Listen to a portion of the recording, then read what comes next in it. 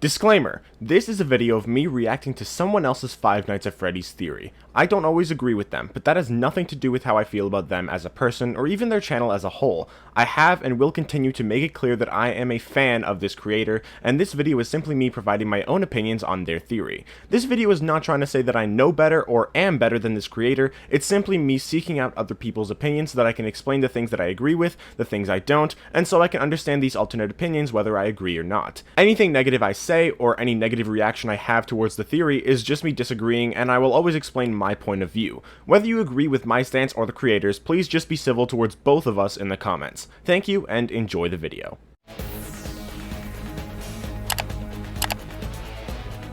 The entire FNAF timeline, 1 hour and 1 second by FNAF. Okay, let's go. Alright, let's see how this goes. All back, all of them, together in one place. Five Nights at Freddy's is a franchise with over a decade's worth of content, spanning countless games, books, and now a movie. There's a reason that no matter whose timeline you watch, they all look different. Making a FNAF timeline is not easy. There are so many ways you can interpret this story, and this is mine. So let's start at the beginning.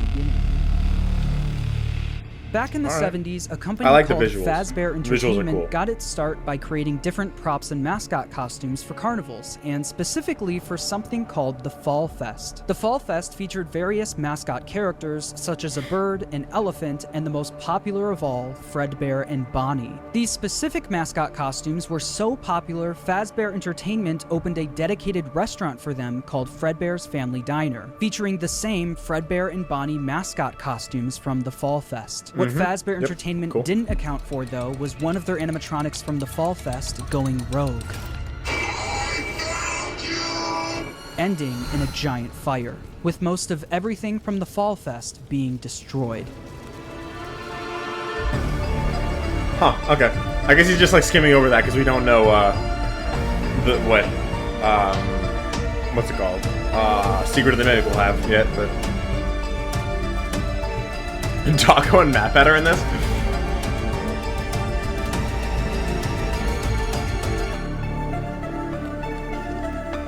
The entire FNAF timeline. Alright. I like the visuals. Visuals are cool. The specifics about the animatronic that went rogue and the fire are unknown, and will likely be revealed next year in FNAF's next big release. Although we don't know much about how this fire occurred, we do know that after the fire, Fazbear Entertainment started phasing out of the mascot costume era. They needed something new. The two men who helped found Fazbear Entertainment, William Afton and Henry Emily, stepped up to the plate. William Afton was mostly the businessman of the two, handling all of the money, while Henry was the more creative one, with him being in charge of building most of the animatronics and props for the company. With the Fall Fest era of the company coming to a close, they were only left with Fredbear's Family Diner, the standalone restaurant created for the Fredbear and Bonnie characters. In order to replace the mascot versions of Fredbear and Bonnie, Henry went to work on new versions of the characters, eventually creating the new Fredbear and Spring Bonnie, the same characters but with new designs and new suits. Henry called them Springlock suits. These suits are able to double as both an animatronic and a suit that the employees could wear. To switch the suit from animatronic mode to suit mode, the employees could use a hand crank to pull back the animatronic parts, leaving room for them to climb inside. The spring locks that were helping to hold back those animatronic parts were very sensitive though, and with even a little bit of moisture, the spring locks could potentially snap shut, crushing and killing whoever was inside. But if that ended up happening, Fazbear Entertainment had some common sense procedures set in place. In case that the spring locks come loose while you are wearing a suit, please try to maneuver away from populated areas before bleeding out, as to not ruin the customer experience.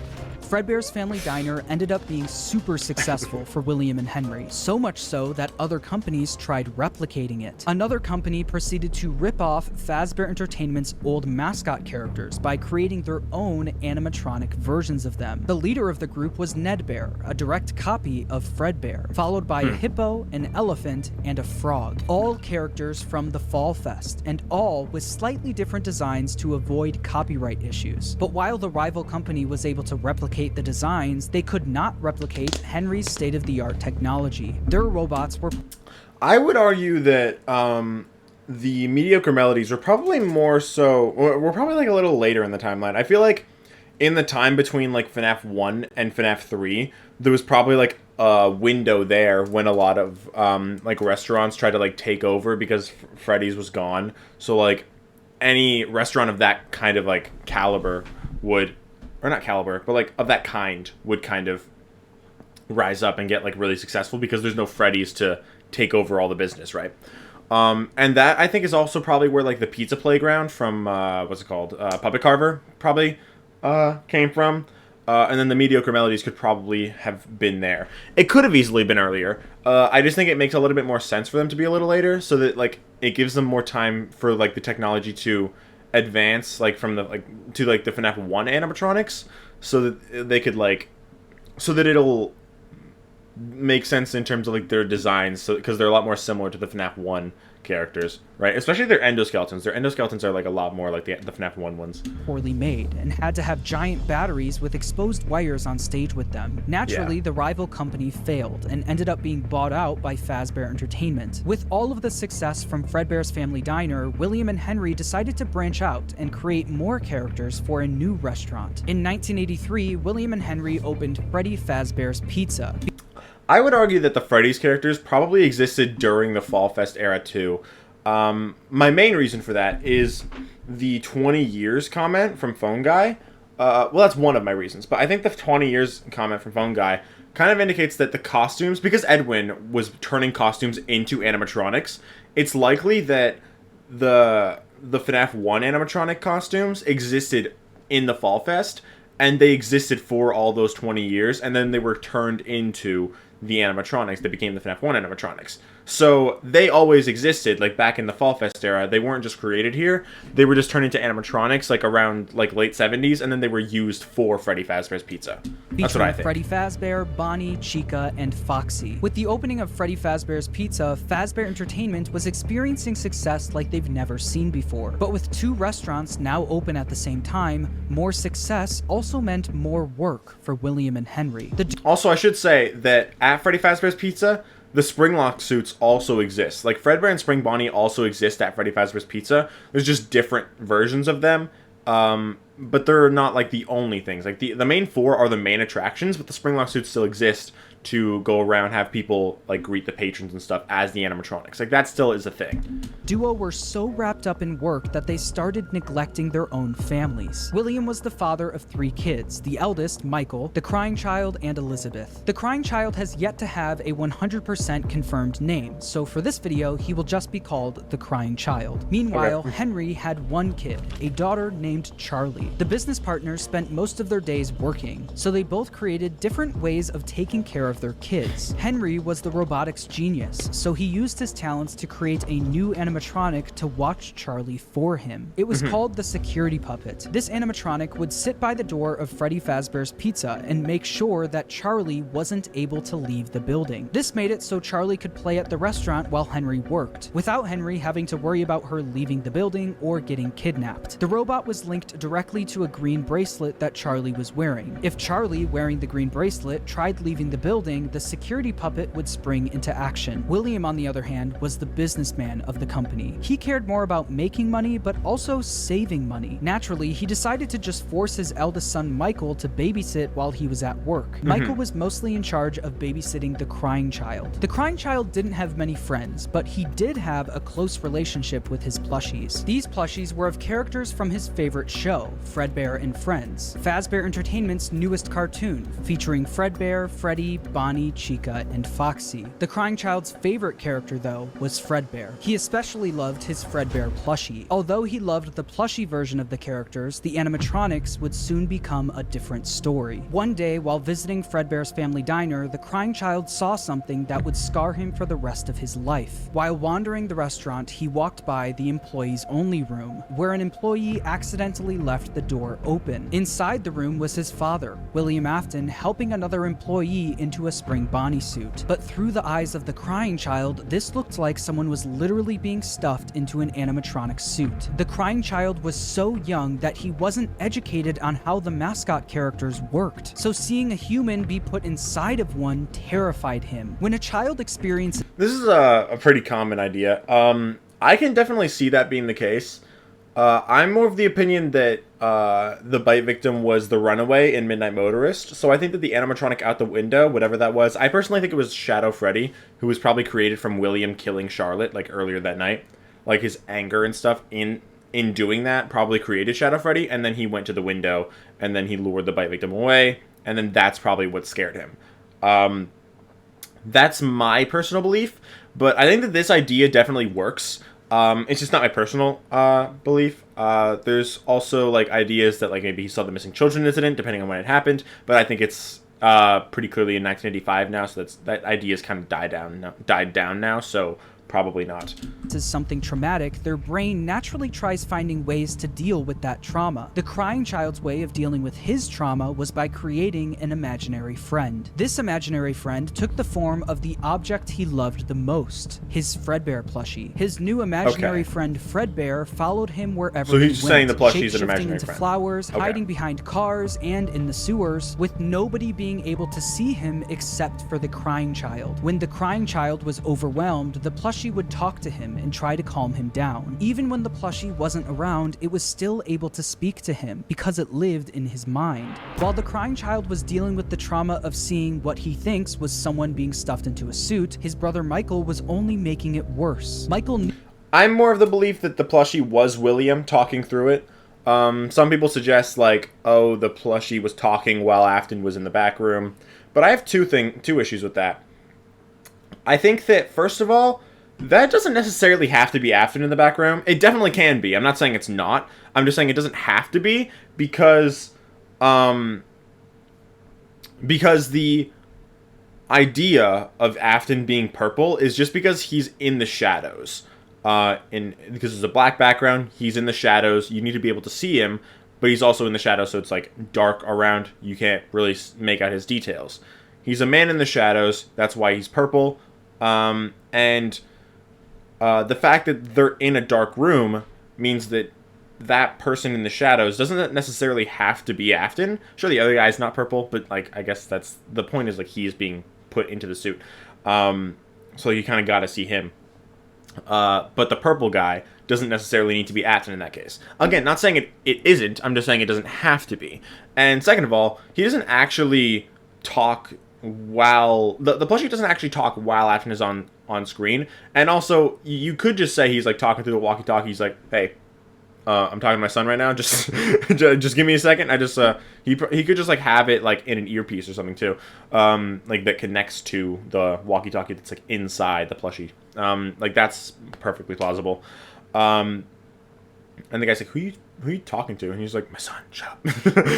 I think that works fine. And also, I think the fact that there's 16 buttons on like the thing that the plushie has in its hand, and there's I think about 16 different areas, or like different areas on the map in the minigames. Like there's the 12 main ones, I believe. There's the 4 in the house. There's 1, 2, 3, 4, 5, 6, 7, 8. Wait.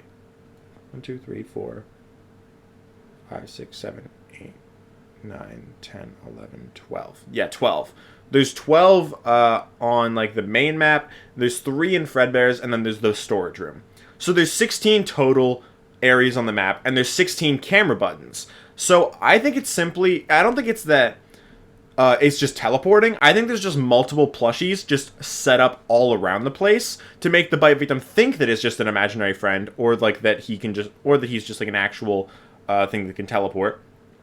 But in reality, it's just multiple of them set up around, and they all have cameras in them, and that's what. And Afton is like monitoring his kid.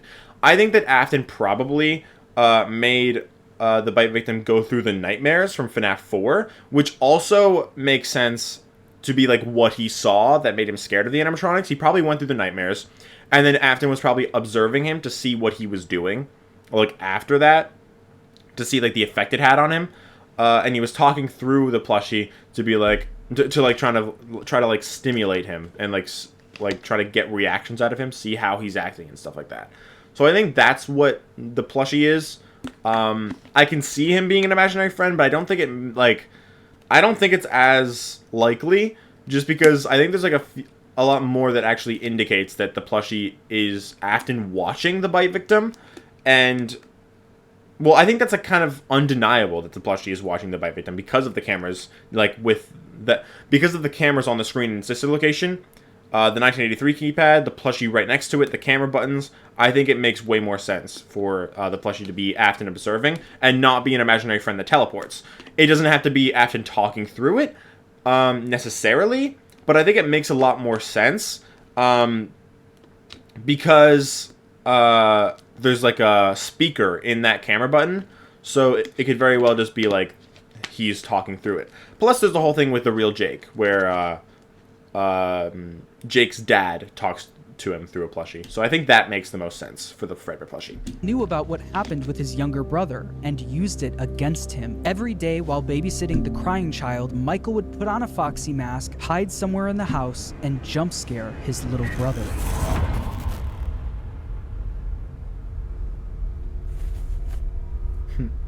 This is cool. It's like the whole house. It's cool. I like that.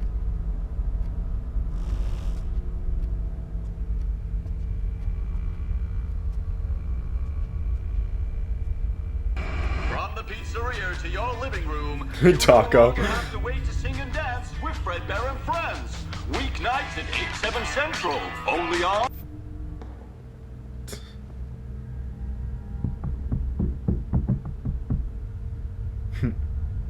This is cool. I like this.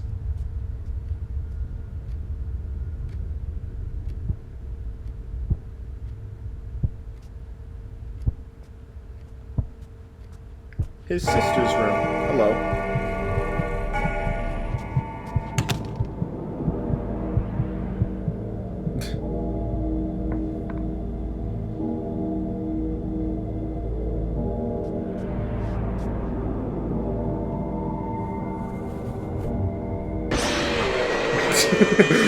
That's cool. Through all of Michael's bullying, the crying child's imaginary friend Fredbear would comfort him and talk him through the situation, saying, "You know he is hiding again. Be careful. Tomorrow is another day." Michael wasn't the only one bullying the crying child, though. The local kids in the neighborhood heard about why the crying child was so scared of the pizzeria, even making up fake rumors related to what the crying child thought he saw there. "You'd better watch out. I hear they come to life at night. And if you die, they hide your body and never tell anyone." But That's fair. all of this bullying That's a would fair come reason to a to think head that. on one special day, To think that's the what he saw. crying child's birthday. Ironically, his birthday party was being held at Fredbear's family diner. Because he was so terrified of being at the pizzeria, he hid under the table, not knowing that Michael and his friends were nearby, planning a prank that would go terribly wrong. Okay, this are they gonna like actually have the bite be here? If so, that's cool. Aren't you the kid that always hides under the table? and cries? Fredbear and Spring Map Bonnie Hat. will be performing in 5 minutes.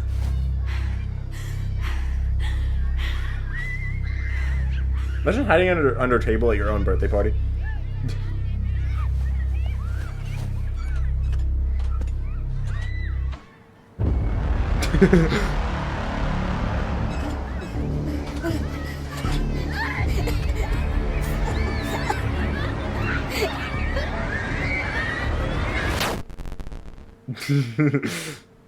Michael and his friends lifted the crying child up to, quote, give That's pretty Fredbear cool. a big kiss, and Fredbear bit down on him, leaving his body to go limp. Michael and his friends quickly stopped laughing. Because of Michael's immature behavior, his terrified younger brother paid the ultimate price. Although the crying child was badly hurt, he didn't immediately die. Because of the immense brain damage, he slipped into a coma. After being treated at a hospital, the crying child was taken home so he could be comfortable, surrounded by his only friends, his plushies. In the crying child's final moments, Michael decides to apologize for what he's done, saying, "Can you hear me? I don't know if you can hear me.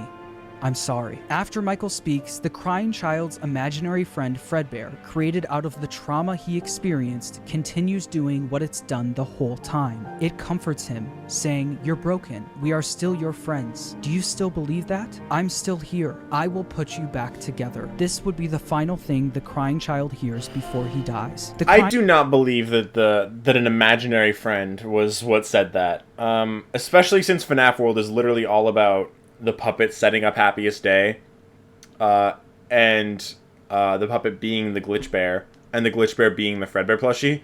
It doesn't really make sense if his imaginary friend was just, like, I guess manifested as an agony creature to set up Happiest Day, when we know that that Charlotte is the one that set up Happiest Day.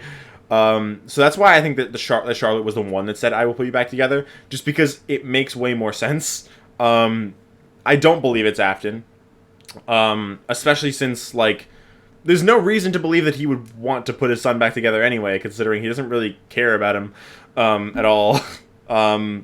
And yes, there's, like, the only real evidence that was Afton was, like, 2 things that Afton said that were similar. Like, he's like the "I'm still here" line from the FNAF 3 teaser, which the plushie says, and saying that he would, and telling Michael to put Elizabeth back together.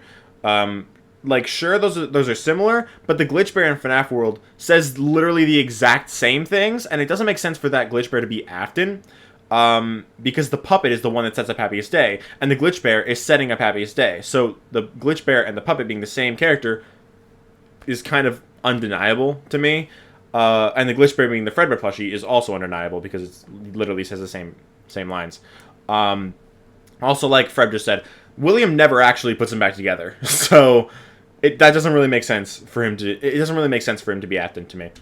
Crying Child's spirit would then live on in the Fredbear suit, the thing that took his life. The Crying Child's death wasn't just an accident. It was directly caused by Michael's recklessness. This is something that Michael could potentially face jail time for, so it needed to be covered up. Since the Crying Child was being kept at home, no one else knew that he ended up passing away. So William and Michael ended up burying the Crying Child's body in the middle of the woods where no one would find him. No tombstone, so he's saying Midnight Motorist no flowers, was just a pile of dirt, an unmarked grave, and a lifetime's worth of guilt that Michael would have to live with. Shortly after the incident, Fredbear's family diner was quickly shut down. I think that's fair. If you believe that Midnight Motorist happened after the bite and that Charlotte died after the bite, then that's a fair idea. But like I said, I think that Charlotte is the Fredbear plushie, so, or like at least the final speaker. So I think that she has to die before the bite victim. So in that case, the bite victim would be the runaway, and then that would basically my idea is that Afton killed Charlotte, his rage creates Shadow Freddy, and Charlotte's agony creates Shadow Bonnie, both from the same event. Shadow Freddy goes to the window while Afton is still gone, and then lures the bite victim away, lures him to Freddy's, or to Fredbear's. Maybe he sees Charlotte's body, but I'm not sure. And then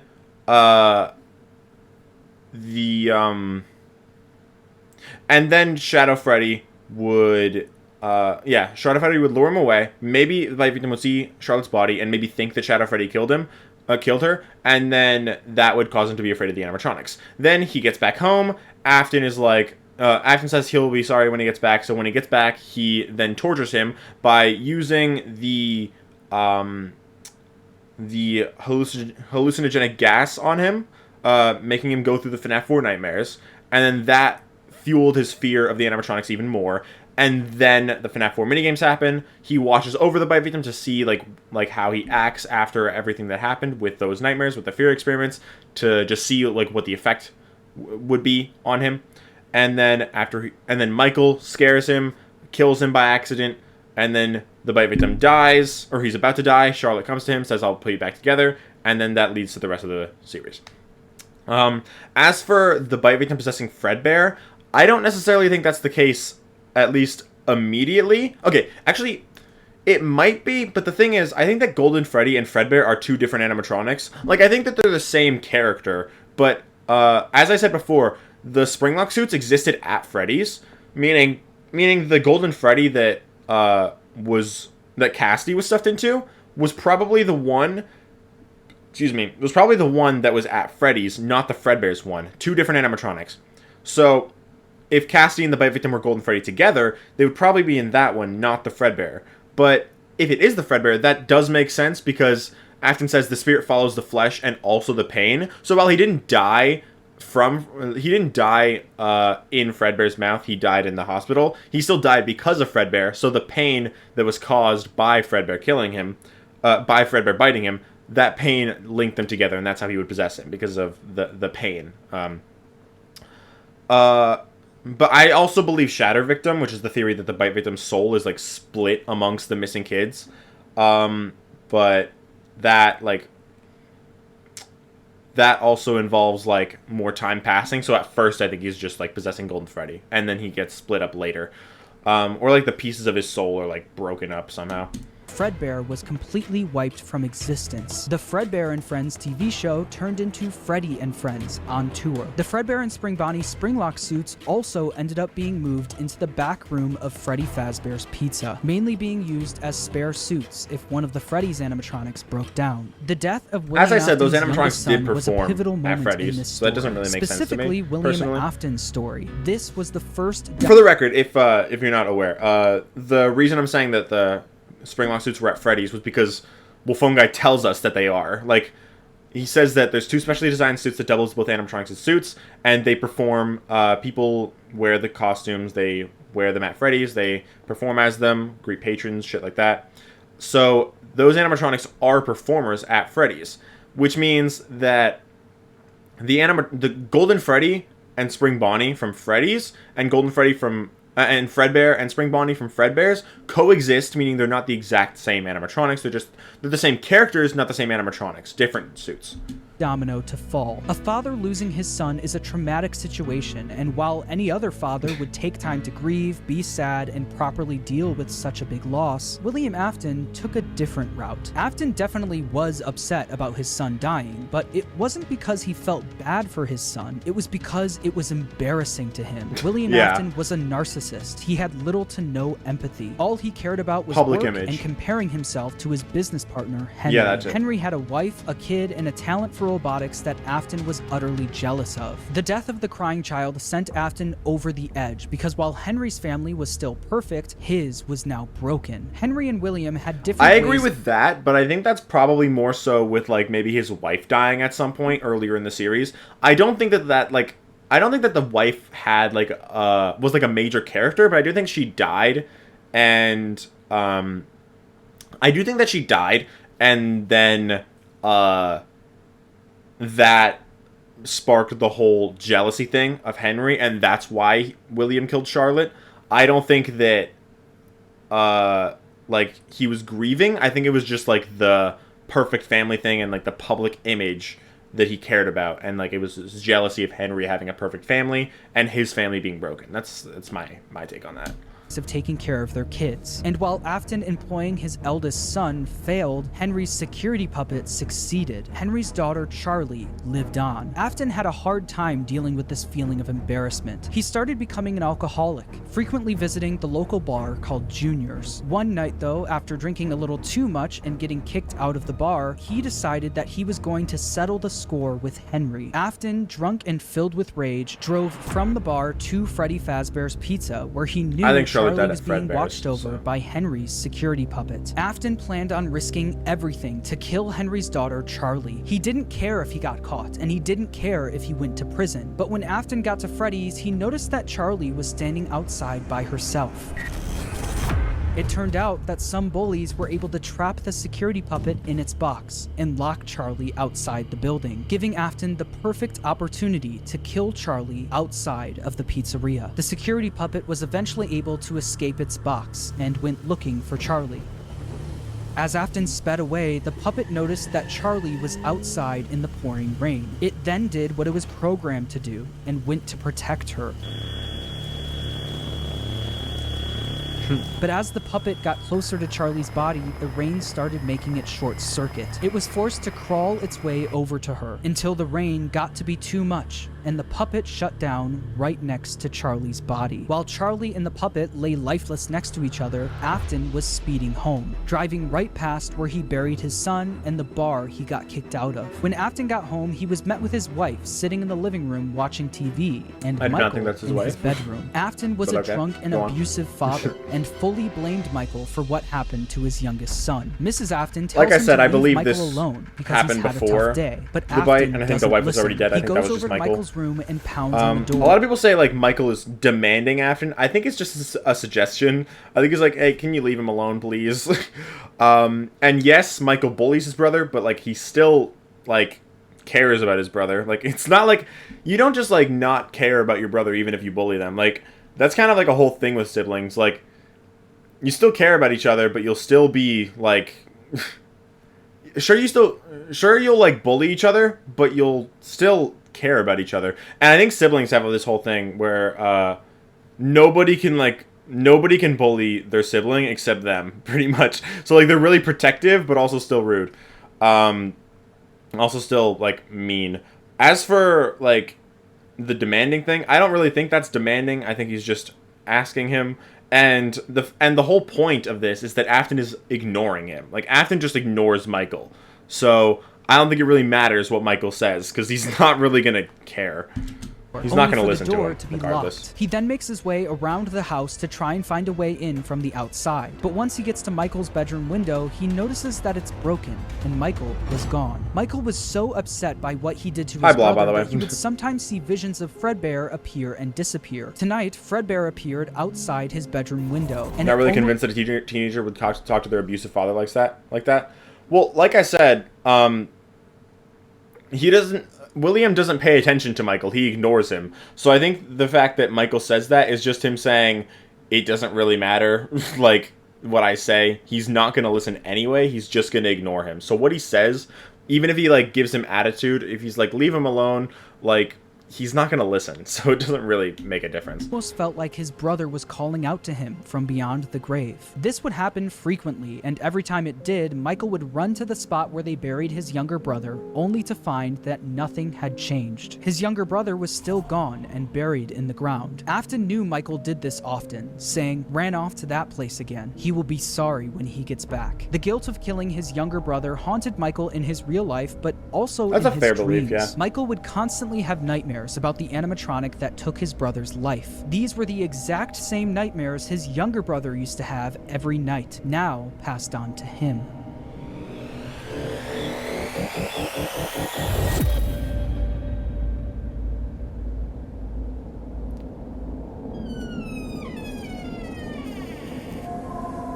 FNAF 4.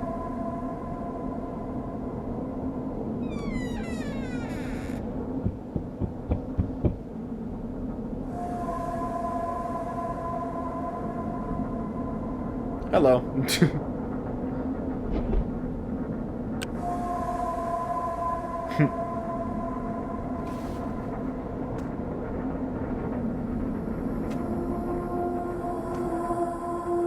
Hi.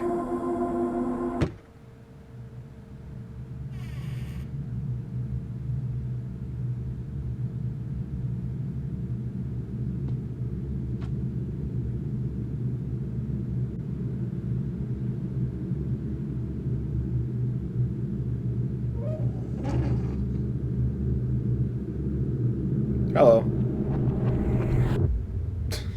After the death of Charlie, Fazbear Entertainment tried their best at covering it up. Fortunately for them and for William, the crime was committed outside, where no one was around to witness it. William was able to get away with everything, while Fazbear Entertainment never spoke of the incident again. The security puppet was quickly moved to the back room of Freddy Fazbear's Pizza, where the retired Fredbear and Spring Bonnie suits resided. But something was different about the security puppet. Dark tears now appeared on the mask of the animatronic. Dark tears that weren't there before. Wait, so the nightmares were never real? Well, they were. They were. In the books, it's revealed that they're actually like fear experiments. The animatronics kind of exist, but like they're just like on tracks and they're under sister location, or they're kind of around where sister location is.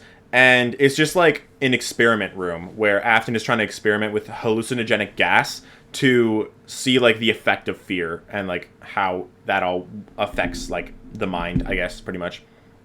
So he kind of like brushed past that. Like he didn't really talk about that. So I personally believe that Afton did that to the bite victim, pushed him into those experiments, and then later on, like much later in the timeline, Michael was like the bite victim inflicted those onto Michael. Especially since those nightmares have to happen to Michael after FNAF 1 because of the FNAF 1 phone call. So I'm wondering if he's going to say that those nightmares came back to him later on, or if it's just this. Because if it's just this, then that doesn't really add up because it has to happen later after FNAF 1 too. This is something that Afton quickly noticed the next day when he went into work. He'd heard about what happened moments after he sped off. He did. He knew the security puppet was found laying next to Charlie's body. So does that mean Charlie's soul now resided in the puppet? William definitely noticed that the puppet looked different, almost like it was haunted, almost like Yeah, it I was agree, I thinking. agree. Other employees would eventually notice the same thing. I'll be honest, I never liked that puppet thing.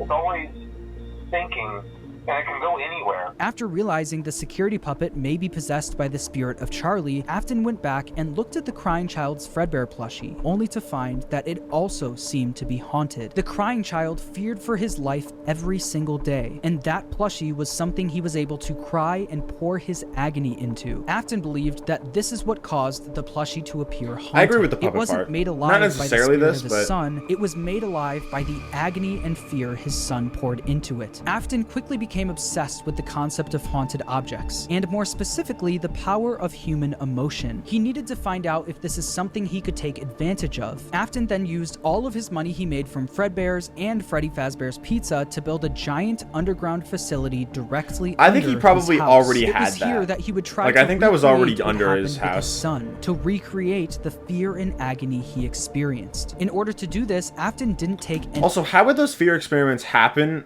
after Michael already had the nightmares? chances. He needed to replicate exactly what his son went through every day. In order to do this, Afton built a replica of his house underground, along with his son's daily walk to Fredbear's family diner. He also built a makeshift bedroom where he could force kids to have the same nightmare every night. Afton would sit in his office watching them on the cameras. Yes, Cameras well, any that could be object can be told accessed back using and the come back, passcode 1983, the year his son got No, raped. that wasn't He me being sarcastic. Like, actually, yes. also kept the crying child's Fredbear plushie on the desk as a reminder of what he was trying to replicate.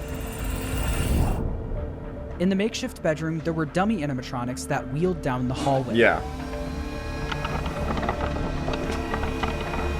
But the kids wouldn't see them as just blank dummies on wheels. Afton would pump hallucinogenic gas into the room to get the kids to think that what they were seeing was a monster. These nightmare gas canisters were being stored all throughout his underground facility. And on the bed of this makeshift bedroom was a Freddy plushie, in the hopes that the kids would pour their fear and agony into the plush, like his son did to his plushie. On the other side of the bunker where Afton recreated the crying child's walk to Fredbear's, he placed a bunch of Fredbear plushies all over the place. These Fredbear plushies had walkie-talkies inside of them. This was Afton's way of recreating his son's imaginary friend that would talk to him wherever he went. Afton would speak to the kids through his walkie-talkie sitting in his private office. After setting up the bunker, Afton was only missing one more thing: the kids to run these wherever he went. Afton would speak to the kids. Okay, I get the point. Okay, that's an interesting idea. I think you're saying Michael's having nightmares about night 5 before the gas.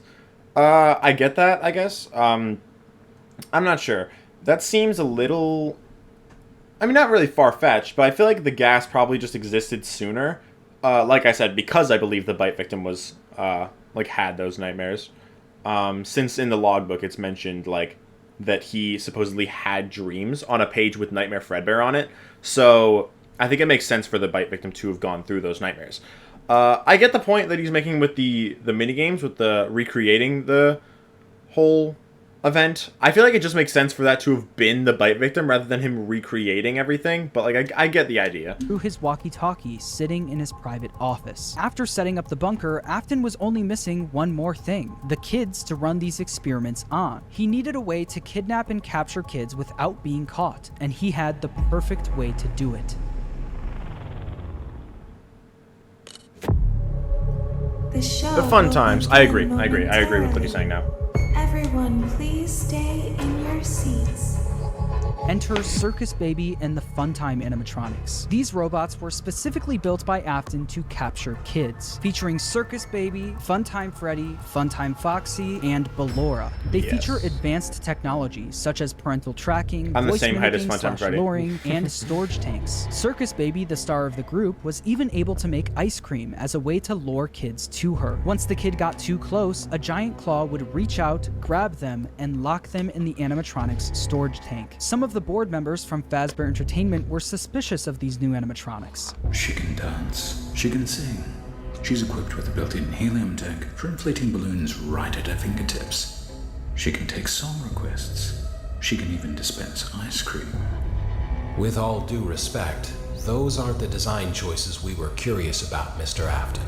Afton even created a new restaurant for these animatronics called Circus Baby's Pizza World. Elizabeth, William Afton's daughter, was fascinated by Circus Baby. All she wanted to do was play with her, but Afton wouldn't let her. Daddy, why won't you let me play with her? You let the other children go see her.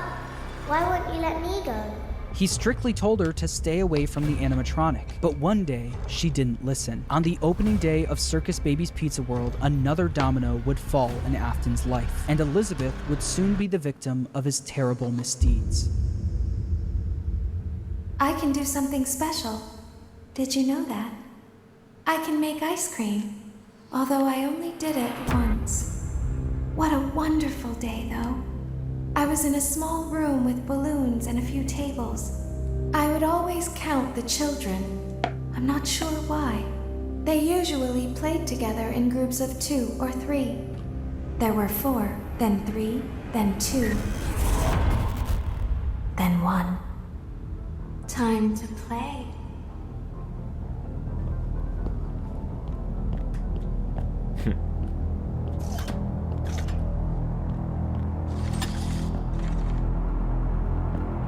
Don't get on stage. Ice cream.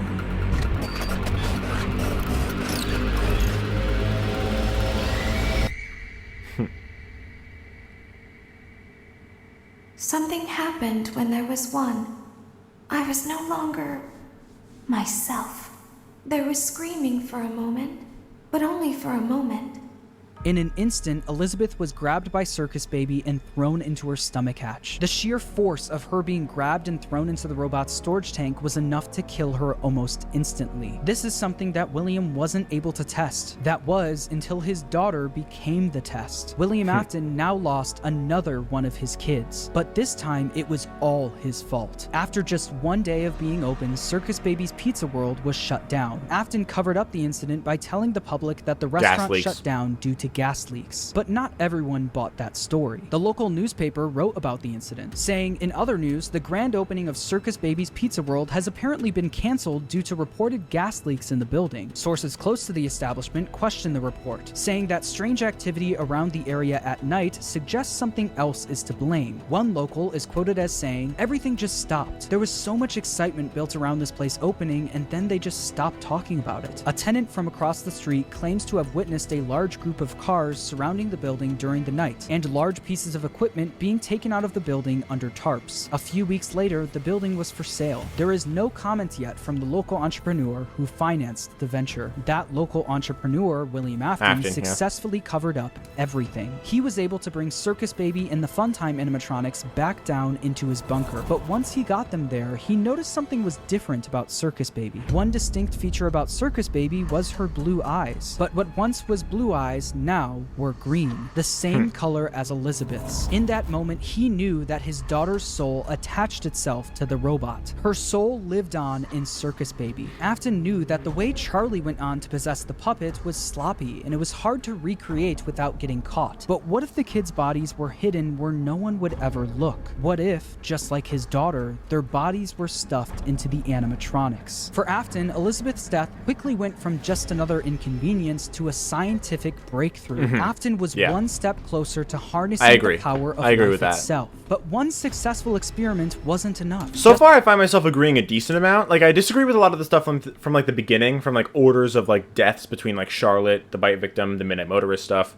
But I find myself agreeing a lot with just like the basis, like the foundation of just like Freddy's and Fredbear's, except like a few minor things, and the thing, and just like the progression of Afton's like insanity and his experiments with like immortality and stuff. I don't really agree with the fear experiments time placement, but I agree with like his idea of Charlotte pushing him to discover more, and his idea of Baby pushing him to, like, really have a breakthrough about it. Like, I agree with that part. Just like the fear experiments he built in the bunker, he needed to replicate exactly what happened. He needed to recreate the accident, and he knew exactly how he was going to do it. Using the funtime animatronics again wasn't an option. Circus Baby's Pizza World was shut down, and the public was already getting too suspicious of the animatronics. But he didn't need the funtime animatronics. He was going to run the experiment himself.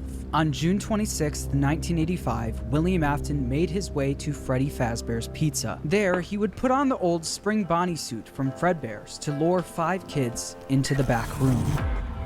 Took a swim with my new friend. Didn't care. Fruity Maze!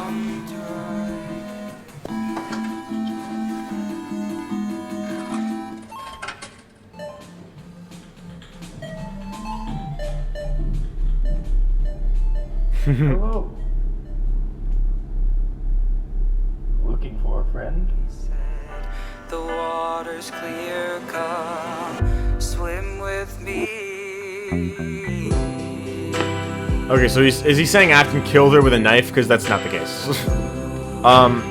The thing with the way that Afton killed the kids is that in the books it says that the kids died in the animatronics, and in FNAF 1 it says that if you're stuffed into a suit, then you die, basically. So what seems to be indicated is that Afton didn't, like, stab them to death or strangle them to death or anything like that. He didn't kill them and then stuff them. He didn't kill them and then the puppet stuffed them. No. What happened was he left them alive and then he stuffed them into the animatronics while they were still alive. And then that's what killed them. Like Afton said in the 4th closet, the spirit follows the flesh and also the pain. They die by him stuffing them. He doesn't kill them. He doesn't stuff them after they die. He stuffs them while they're alive, and that's what kills them, and then that's how they possess the animatronics. If he did stab them and then stuff them, that would also probably work, but based on the evidence, it makes sense that he just, like, stuffs them while they're alive. Hello. This is cool.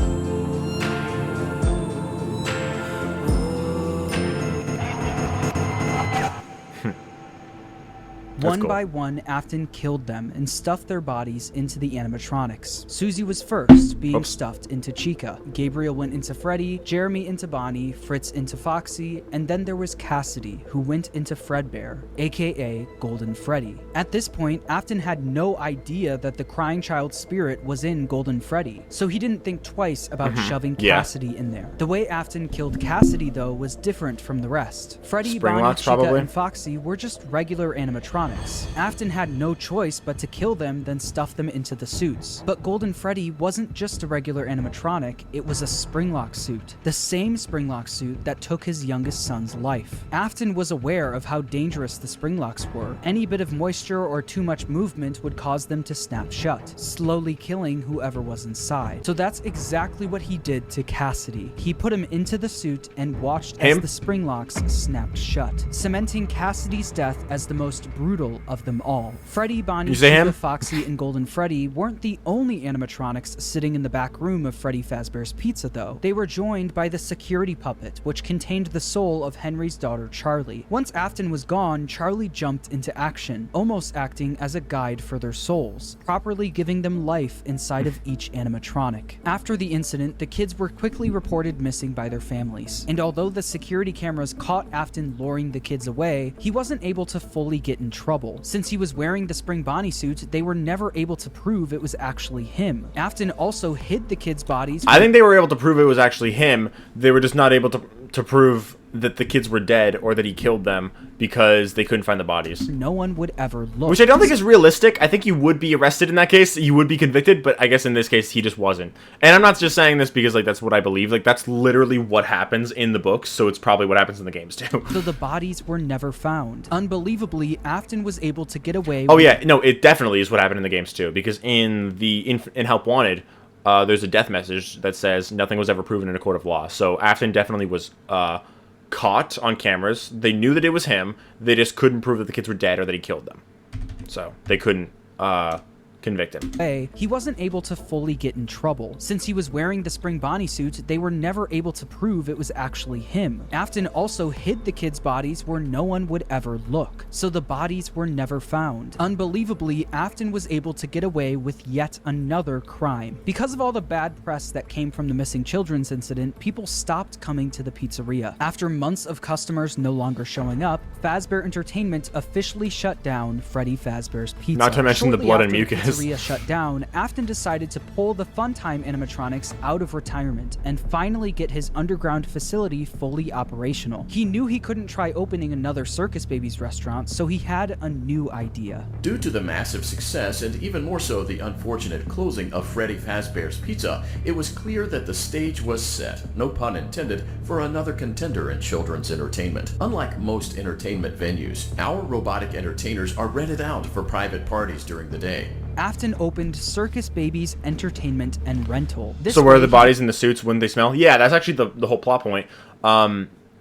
The dead bodies are in the suits and are on the animatronics, and blood and mucus from those dead bodies are like leaking from the eyes and the mouths, and like they start to smell like they're dead, like dead bodies. So later on, the animatronics still aren't cleaned. The bodies are removed by Fazbear Entertainment and they cover it up, but they still smell dead and they're never cleaned. And for some reason, nobody cares, I guess. I mean, the restaurant still isn't that successful, but they still don't they still can't they don't just shut down even though they smell dead. I don't get why, but yeah. Could rent out the Funtime animatronics. All right, we're about halfway through now. Capture kids and bring them back to his underground bunker to be experimented on. While Afton was running his rental business, Fazbear Entertainment was determined to try opening another pizzeria. In the summer of 1987, Fazbear Entertainment opened the new and improved Freddy Fazbear's Pizza, this time with brand new versions of their original characters. These were called the toy animatronics, and they were once again built by Henry. Henry was aware of what happened in 1985, and especially of what happened to his daughter, so he was determined to make sure that never happened again. These new toy animatronics were equipped with facial recognition systems that were linked directly to a criminal database. The security puppet was also brought out of retirement, but instead of working security, it sat quietly in the prize corner. Freddy, Bonnie, Chica, Foxy, Golden Freddy, and Spring Bonnie were I'm not sure Henry would have been open. Would have been the one that opens FNAF 2, but animatronics were he might be used for spare parts. And either way, I agree with like the basis. Yeah. Sitting in the back room. You think if Afton was under investigation for missing kids, that they had animatronics in the building starting to smell like rotting corpses, they'd investigate that. You would think, and they just don't. I think that people in the FNAF universe are just stupid. Those are from the previous location, and we just use them for parts now. The idea at first was to repair them, but they were just so ugly, you know? And the smell. This means that the haunted metal of the original Freddy's animatronics was now being put into the toy animatronics, causing the toys to also now be possessed. After Afton got away with the first set of murders, he needed toys to Freddy's animatronics. You know? And the smell. This means that the haunted metal of the original Freddy's animatronics was now being put into the toy animatronics, causing the toys to also now be possessed. After Afton got away with the first set of murders, he needed to see if the kids' spirits were possessing the animatronics. In order to see for himself, Afton went back to work at the new pizzeria as a daytime security guard. If he says that the Save Them kids do possess the toys, then that's fine. But if he doesn't, then I'm upset. Afton was working the day shift, Jeremy Fitzgerald was working the night shift. Jeremy worked there for 5 nights, and unfortunately for him, because the kids possessing the animatronics were killed by an adult, they were extremely aggressive to any adult they encountered. They interact with the kids just fine, but when they encounter an adult, they just stare. Meanwhile, Afton decided to pull the same trick he did at the old Freddy's location, gaining 5 more victims. Someone used one of the suits. We had a So is he saying that Afton killed the Save Them, so that the toys are possessed, and that Afton killed the Save Them kids, and those two things have no correlation? A yellow one Someone used it. Afton used the spring Bonnie suit to pull the same stunt again on 5 more kids. I'd argue he uses the Golden Freddy suit because the spring Bonnie suit is locked in the safe room at FNAF 1, and it's still there in the FNAF 3 minigames, I believe. I don't think it's ever taken to the FNAF 2 location, but Golden Freddy is. And Phone Guy says that we had a spare in the back, a yellow one, someone used it, and then Golden Freddy appears that night. That could be a red herring, but like I said, I don't think that Spring Bonnie was ever brought to FNAF 2. I think he's still just in FNAF 1. In which case, I think that Afton uses the Golden Freddy suit. And like I said before, the animatronics, like the bodies are removed from them because like we can see in Help Wanted that you open up the animatronics and there's no dead bodies in there, and in like the designs of the Withereds, you don't see any like body parts or anything poking out. So there's no bodies in the suits anymore by this point, and so Afton is able to wear Golden Freddy in order to kill the kids.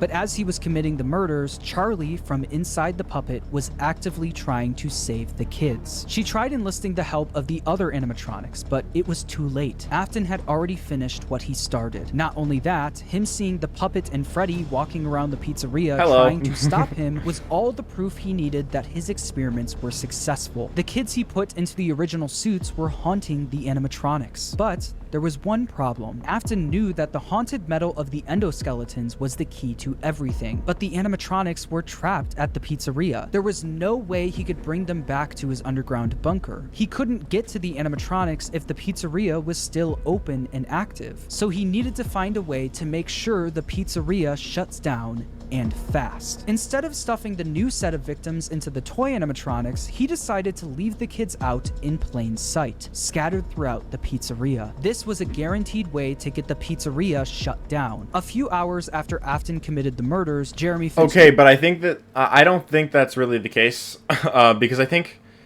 what I think is probably that he's right about this, but that those kids did still possess the toys, and what we play is like probably after the restaurant shuts down and the like probably soon after the restaurant shuts down, and the phone calls are probably pre-recorded. That's my opinion.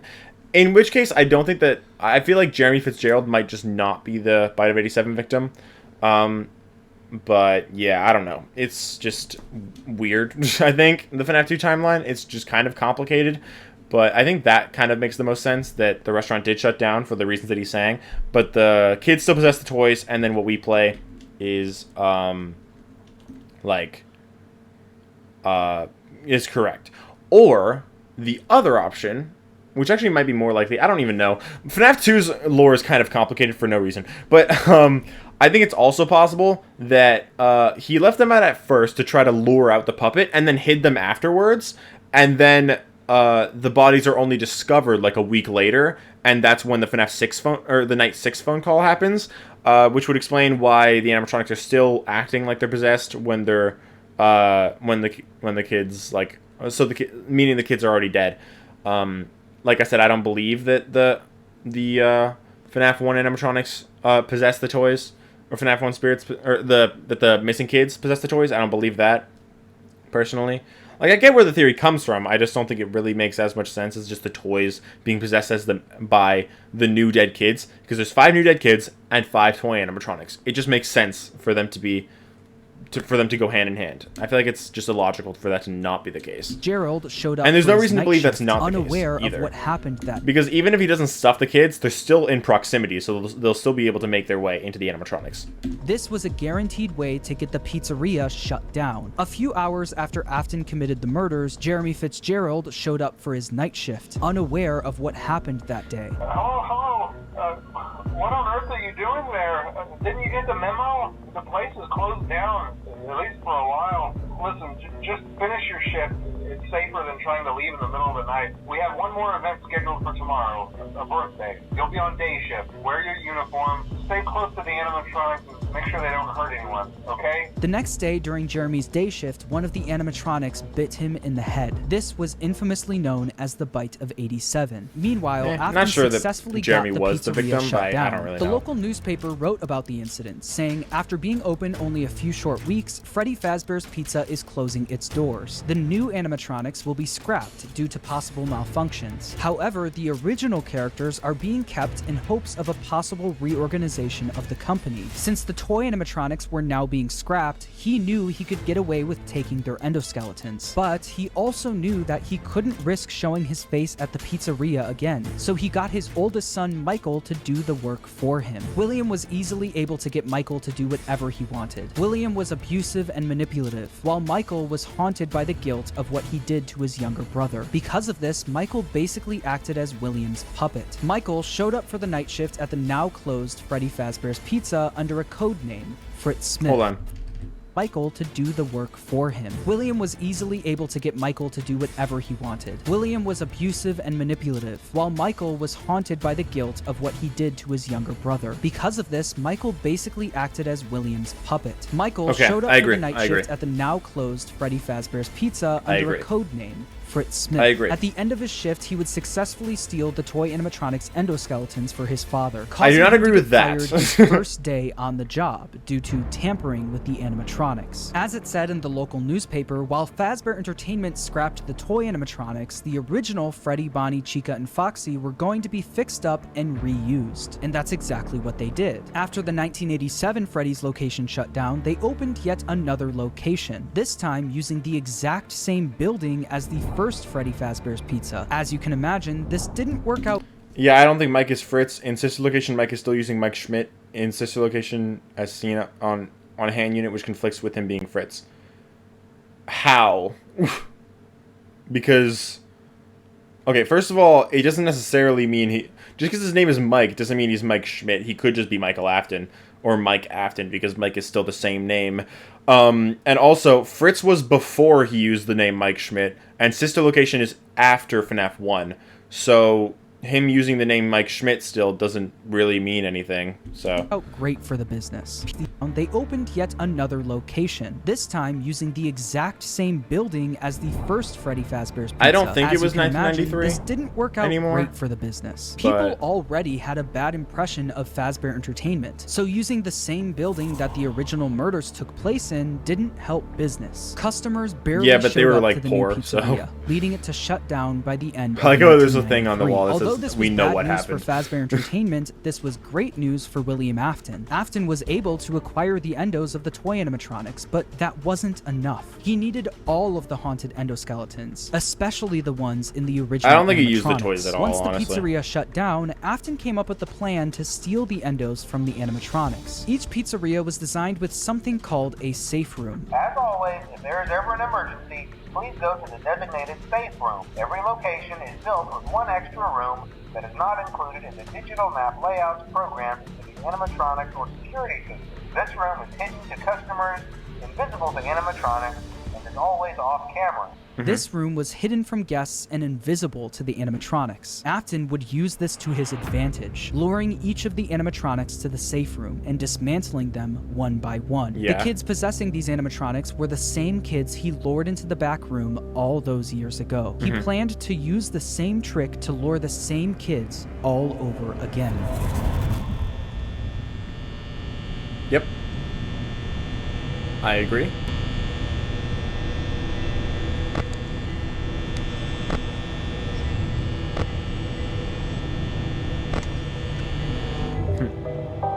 Hello.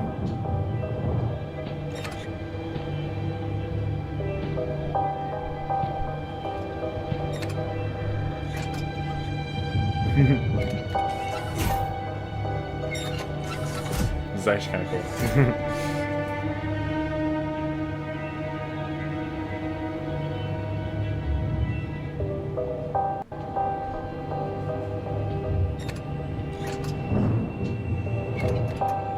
Hello.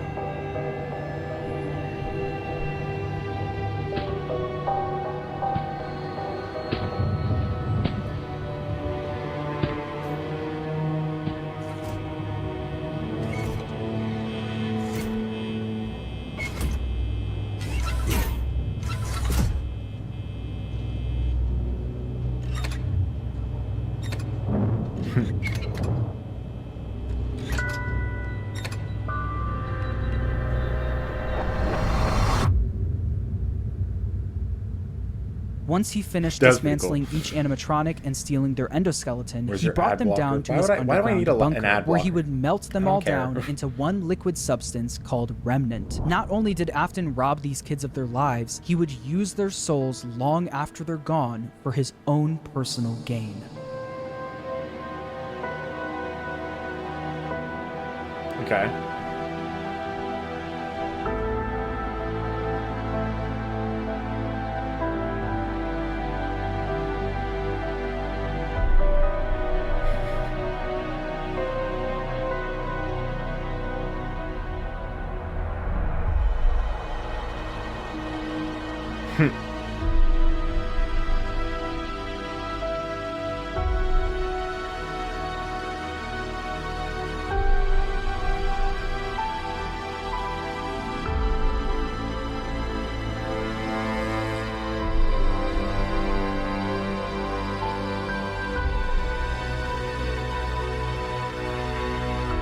So we're melting them together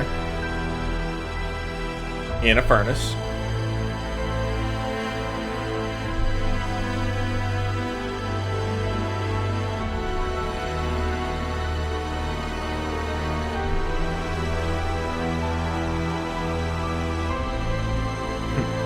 This is pretty cool.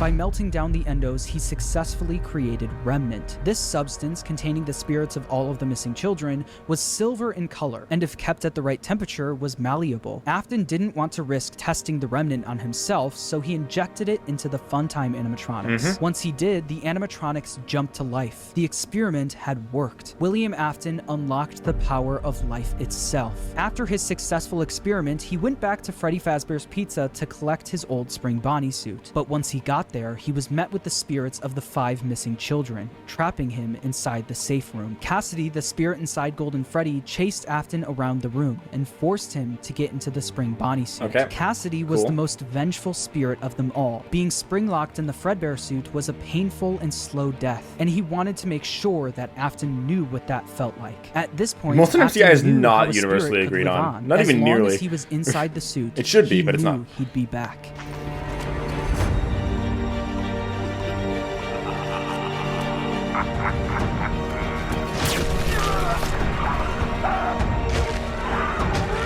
Okay. How much is left? About 20 minutes. Alright.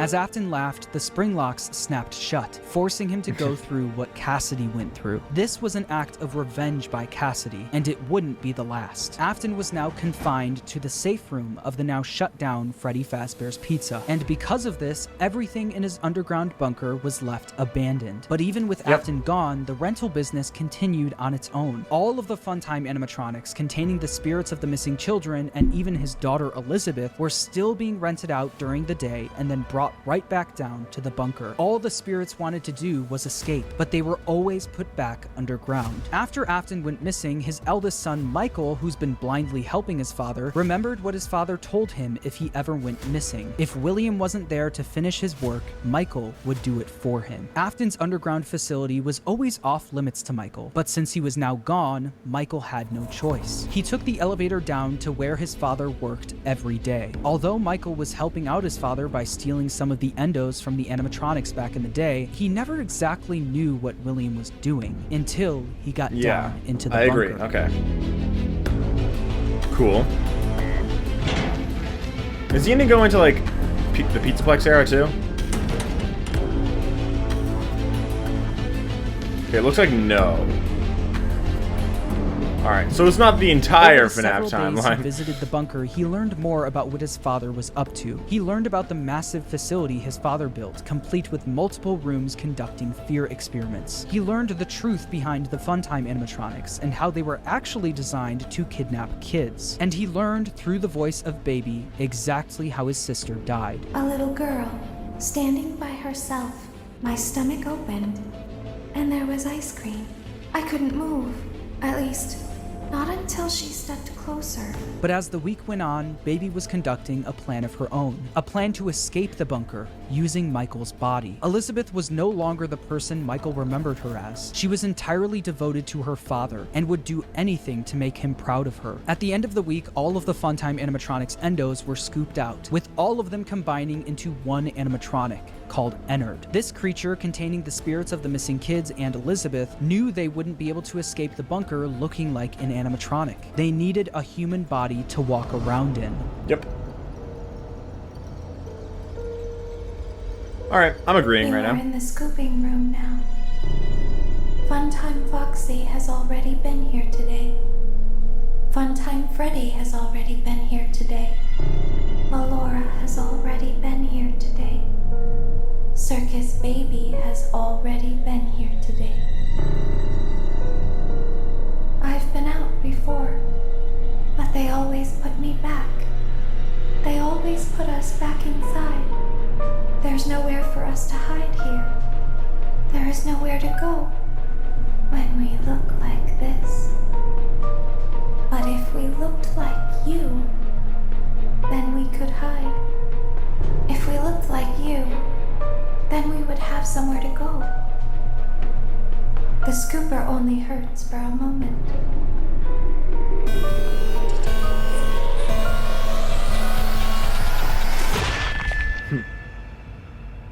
This isn't Resident Evil. Michael Hi, Afton's Libra. insides got scooped out and You are replaced correct. by Ennard, helping all of the souls to escape the facility. With every passing day after this happened, Michael looked more and more like a walking zombie. His skin was starting to turn purple, and people started to notice. Michael's body was no longer a good disguise for Ennard, so Ennard ejected itself from Michael. But because the scooper was also a remnant injector, when Michael Afton was scooped, he was also injected with remnant. Yes. The remnant made it so even after Ennard was gone, he was still able to survive. With Michael now back in full control of his also body, stand up. he had a new mission. Although he did, one way or another, successfully free his sister from the underground facility, he also learned about all of his father's terrible misdeeds. His loyalty to his father turned to disgust. It was time for him to end all of this. Yep. Father, it's me, Michael. I did it. I found it. It was right where you said it would be. They were all there. They didn't recognize me at first, but then they thought I was you. And I found her. I put her back together, just like you asked me to. She's free now. But something is wrong with me. I should be dead, but I'm not. I've been living in shadows. There is only one thing left for me to do now. I'm going to come find you. I'm going to come find you.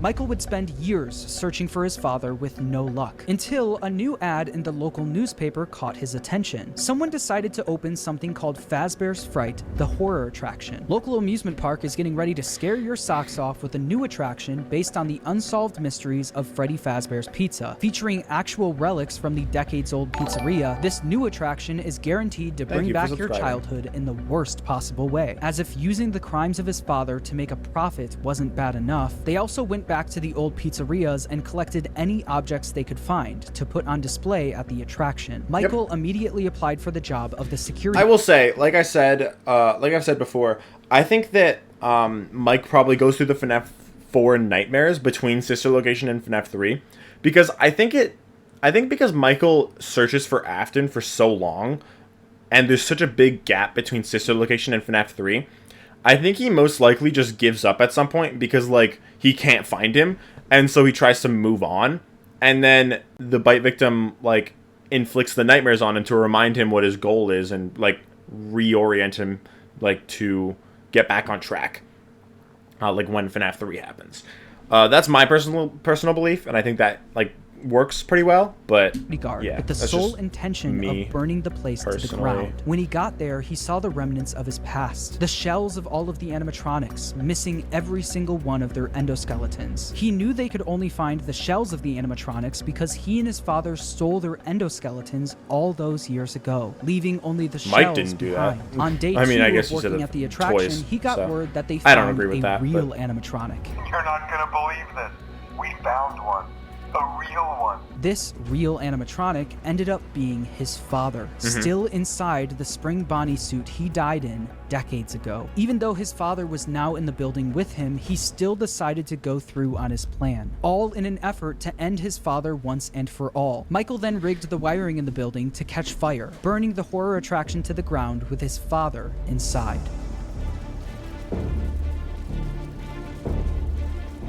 Okay.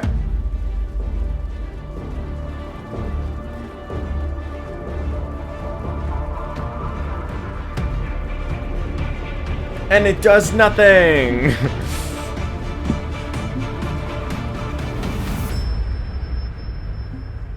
The local newspaper would write about the fire, saying a new local attraction based on an ancient pizzeria chain burned down overnight. Authorities have not ruled out foul play, but at the moment it seems to have been caused by faulty wiring. Although the fire destroyed most of everything in the building, William, miraculously, was able to survive. William was now free, roaming the outside world along with the souls of the missing children, Elizabeth, and Charlie inside the puppet. Since Michael wasn't able to end everything, someone else needed to step in. That someone was Henry Emily. Afton's old business partner and father of Charlie heard about the fire at Fazbear's Fright, along with the rumors of the various animatronic creatures now roaming the streets. Henry was determined to put an end to all of this. Yep. It's only now that I understand the depth of the depravity of this creature, this monster that I unwillingly helped to create. As if what he had already done wasn't enough, he found a new way to desecrate, to humiliate, to destroy. As if the suffering wasn't enough, the loss of innocence, the loss of everything to so many people. Small souls trapped in prisons of my making, now set to new purpose, and used in ways I never thought imaginable. He lured them all back to a familiar place, back with familiar tricks. He brought them all together. Are they still aware? I hope not. It keeps me awake at night. I could make myself sleep, but not yet. Not until I undo what he has done and heal this wound. A wound first inflicted on me, but then one that I let bleed out to cause all of this. He set some kind of trap. I don't know what it was, but he led them there again. He overpowered them again. And he robbed them of the only thing that they had, again. I don't know how those tiny breaths of life came to inhabit those machines, but they will never find rest now, not like this. I have to call them all back, all of them, together in one place.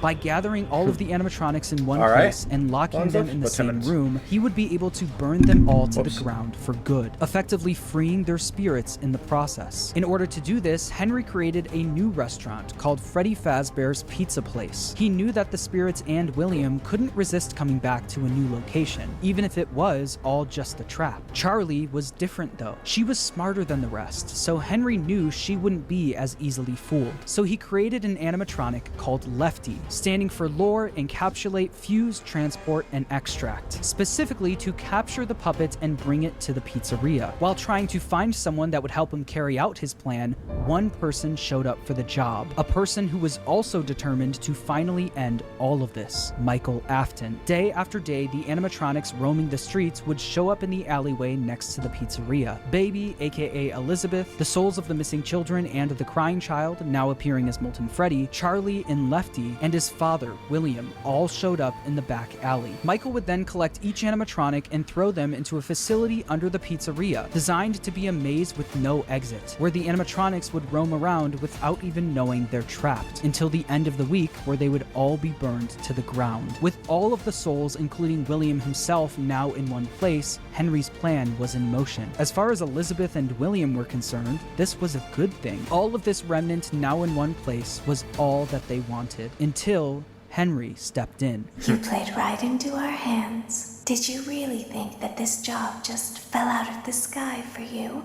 No, this was a gift For us. So is it just gonna be the whole You got it. speech? Thick, creamy. Them all together in one place, just like he asked you to.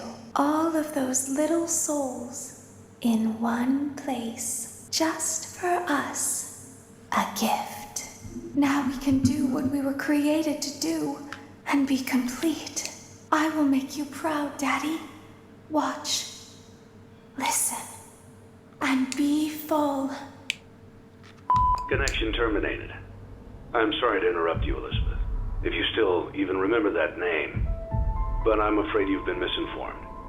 You are not here to receive a gift, nor have you been called here by the individual you assume, although you have indeed been called. You have all been called here, into a labyrinth of sounds and smells, misdirection, and misfortune. A labyrinth with no exit, a maze with no prize. Just sit back and relax. You don't even realize that you are trapped. Your lust for blood has driven you in endless circles, chasing the cries of children in some unseen chamber, always seeming so near, yet somehow out of reach. But you will never find them. None of you will. This is where your story ends. And to you, my brave volunteer, who somehow found this job listing not intended for you. Although there was a way out planned for you, I have a feeling that's not what you want. I have a feeling that you are right where you want to be. I am remaining as well. I am nearby. This place will not be remembered, and the memory of everything that started this can finally begin to fade away, as the agony of every tragedy should. And to you monsters trapped in the corridors, be still, and give up your spirits. They don't belong to you. For most of you, I believe there is peace, and perhaps more, waiting for you after the smoke clears. Although for one of you, the darkest pit of hell has opened to swallow you whole. So don't keep the devil waiting, old friend. My daughter, if you can hear me, I knew you would return as well. It's in your nature to protect the innocent. Oh shit. I'm sorry that on that day, the day you were shut out and left to die, no one was there to lift you up into their arms, the way you lifted others into yours. And then, what became of you? I should have known you wouldn't be content to disappear. Not my daughter. I couldn't save you then, so let me save you now. It's time to rest, for you, and for those you have carried in your arms. This ends, for all of us, in communication. Henry putting fire to the animatronics may have freed the spirits from the metal of the robots, but some of them still needed help actually moving on into the afterlife. This help would come from Charlie. She helped guide the spirits into the robots. Now she would help them move on. In the world of Five Nights at Freddy's, the way a spirit can move on is by them being put into a happy memory. The memory Charlie chose actually comes from the crying child and the day he got bit. Piece by piece, Charlie put that terrible, shattered memory back together. But this time, she would change it into a happy memory. Instead of the crying child getting bit on his birthday, Charlie changed it so that all of the missing kids and Charlie would celebrate him, giving him a giant birthday cake. By changing that terrible memory into a happy one and attaching all of the spirits to it, they were able to successfully pass into the afterlife. Yay.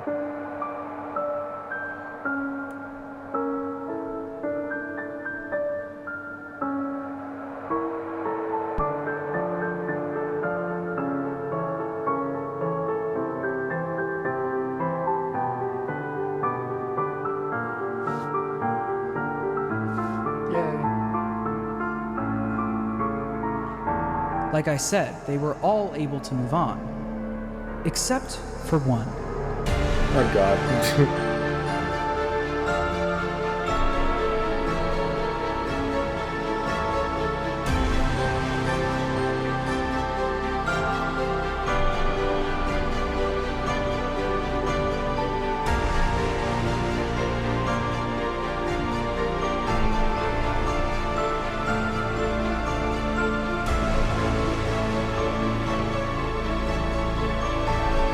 I mean, I agree. that Cassidy didn't move on, but I think for different reasons. Cassidy, the most vengeful spirit of them all, Nope. wasn't done yet. He decided to attach his soul to Williams, making sure that William was unable... Okay, I think I've made it clear at this point that I believe Stitchline games, so I believe that Andrew is the one you should not have killed, and I don't believe that Cassidy is vengeful. At least I don't think she's vengeful by this point in the timeline. She probably was before, but I don't think that she's, like, a vengeful spirit, like, in Ultimate Custom Night. I think that Andrew is, and Cassidy is just basically trying to get Andrew to stop torturing Afton. And she ends up not being able to, because he just doesn't give up. And so Old Maid Consequences approaches her, and he's just like, yo, bro's not giving up. You should just rest your own soul and move on. Let him torture Afton. You just rest, right? And then she does end up leaving Ultimate Custom Night, but I don't think that she actually ended up resting, because I think she's probably still around in Security Breach if she is to be the princess from Princess Quest. If she's not, then sure, she could have moved on. If not, then yeah. Impulse, when did you become Stitchline Games? Like 2 years ago. But yeah, that's my personal opinion on that. To move on. So yeah, I believe Andrew is the one you shot to kill. He was able to trap Afton in an endless loop of death. He made Afton relive every one of his terrible misdeeds. The fear experiments, his underground bunker, and the pizzeria where Cassidy was killed. Afton experienced all of this while being attacked and killed over and over again by all of the animatronics from his past. Every time an animatronic would attack him, Cassidy would be there, reminding him that the suffering will never end. We've only just begun. I will never let you leave. I will never let you rest. He tried to release you. He tried to release us, but I'm not gonna let that happen. I will hold you here. I will keep you here, no matter how many times they burn us. Cassidy knew that Afton didn't deserve the afterlife. He deserved to pay for what he's done for all of eternity.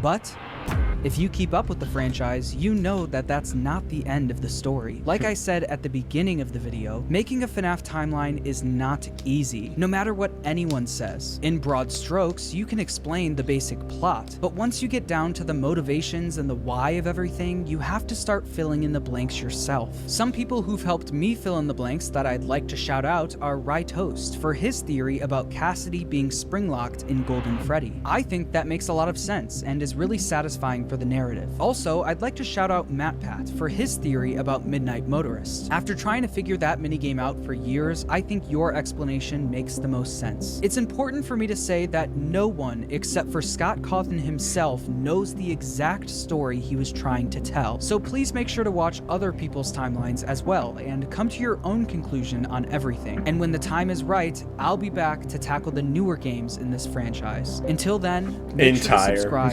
and thanks for watching. What are those glasses? They're 3D glasses.